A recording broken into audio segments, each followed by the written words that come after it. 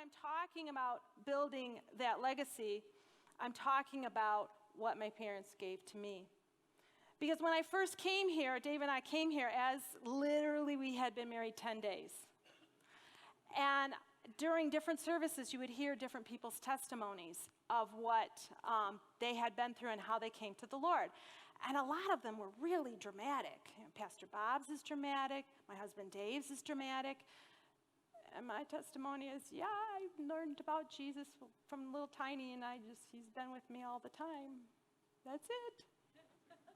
And I didn't think it mattered much until now when I look back and I see the foundation that my parents gave me. And what I want to encourage you with this is starting today, you can start living this and build this foundation for your family or your future family. Ecclesiastes 7:1-2 says, "A good reputation is more valuable than costly perfume, and the day you die is better than the day you are born. Better to spend your time at funerals than at parties. After all, everyone dies. So the living should take this to heart." Happy Mother's Day. No, the real message, what I see here, when I talk about funerals, I think about my dad's memorial service, which was 3 years ago.